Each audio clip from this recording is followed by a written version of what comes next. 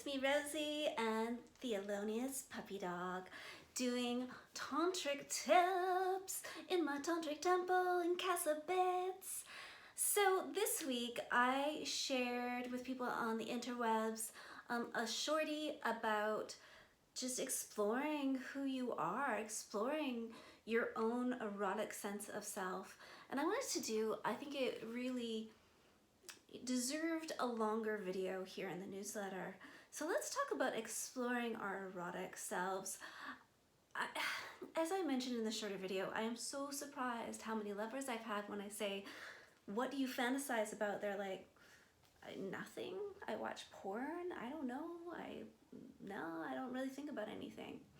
No, that could be shyness and not willing to share, but I think there's actually a lot of people out there who don't develop a rich fantasy life and who also physically don't know what feels good in their bodies.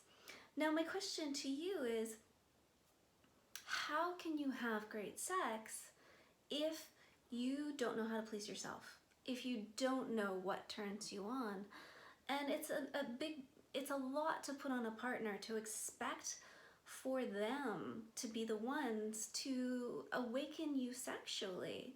Like, certainly partners can bring something really interesting and different to what you're doing, but if you don't come to the table knowing about yourself, then that's a big expectation to place on your partner. So I'm going to talk today a little bit about ways that you can explore what it is that you like. So I would say let's start with the brain. Let's start from the head down version. Because for me, sex, a lot about good sex starts in my mind.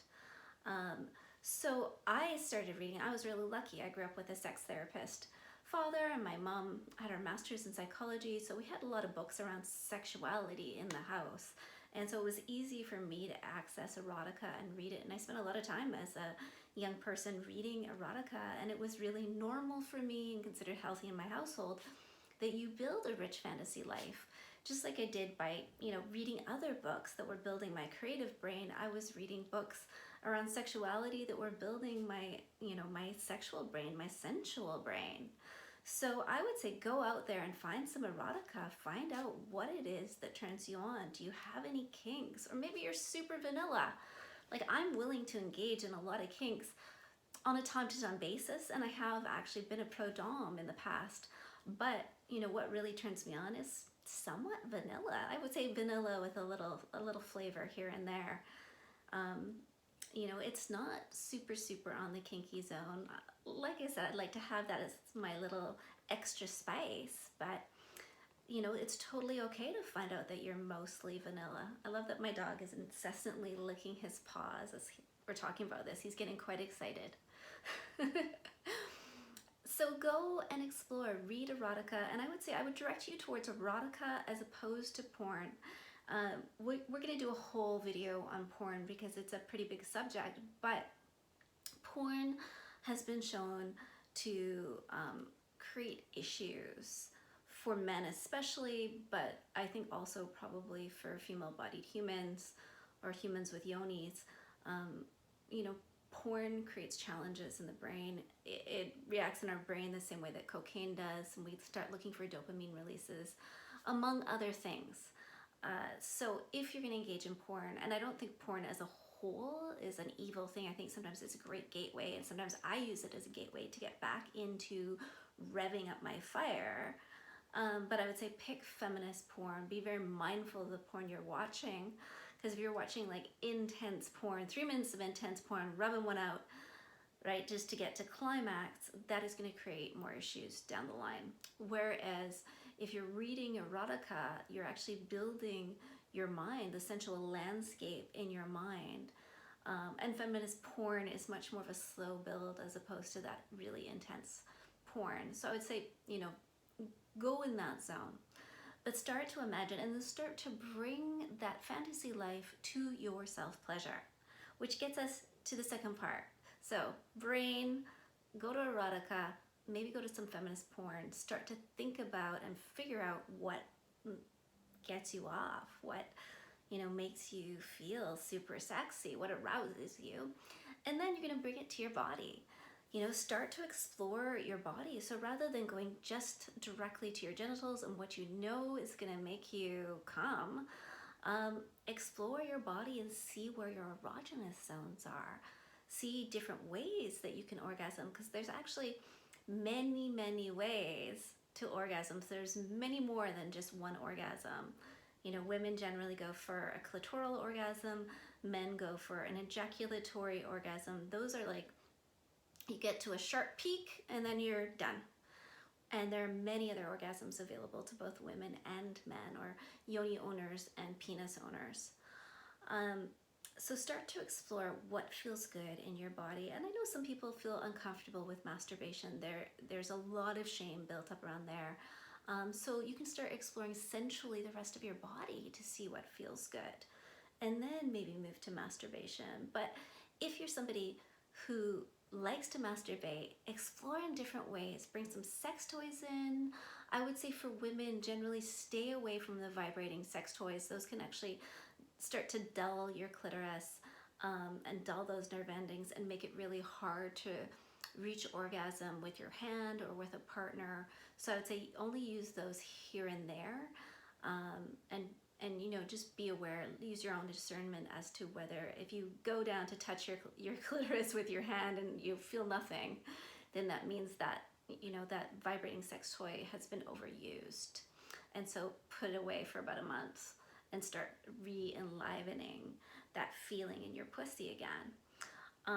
And for men, like sometimes men will use those vibrating sex toys on their frenulum. I would say the same thing, like go easy. But by all means, there's many other sex toys that don't vibrate. Go out and grab those. And whether you're a yoni owner or a lingam owner, feel free to explore those. Don't be boxed in by some of the shame that especially lingam owners get around using sex toys. There is nothing wrong with exploring those sex toys. I have bought them for partners. There's nothing wrong with getting a dildo and exploring your butt. For any gender can explore what's going on there. And for people with penises, there's a lot of pleasure around the prostate gland. So explore what's in there. Explore that. That's juicy, juicy stuff. Start to get into the mode. And now, you know what? Don't wait until you're like, oh, I'm super horny, I'm going to explore this. Book a date with yourself. This isn't going to get done unless you actually put aside some time in your schedule and make this your self-love time.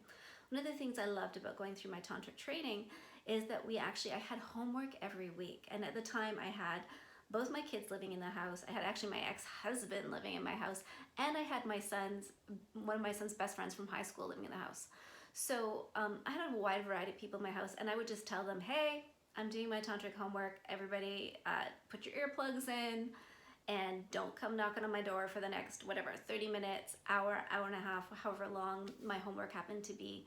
And that would happen multiple times a week, which was also really healthy to, share with my family that cultivating sensuality and sexuality is a healthy thing, and that asking for privacy and taking time to do it is a healthy thing. It opened communication. Although my children were sometimes like, my youngest was like, oh, mom. My oldest was like, whatever, it's my mom, I'm used to it. So create that time for yourself, book it away, and take that time to explore your pleasure, to explore your fantasy world, to start to build that fantasy world and start to build on those good and juicy feelings inside your body. And once you've done that, it is so much easier to bring a partner in and say, this is what feels good to me. Touch me here. Hey, I'm really into X, Y, and Z. Are you into that? All that good stuff. Okay, that is my sexy tip for this week, which is explore your own pleasure. Okay, I'd love to hear back from you. I'd love to hear explorations that you've had or questions that you might have. I love you all. Have a beautiful, beautiful day.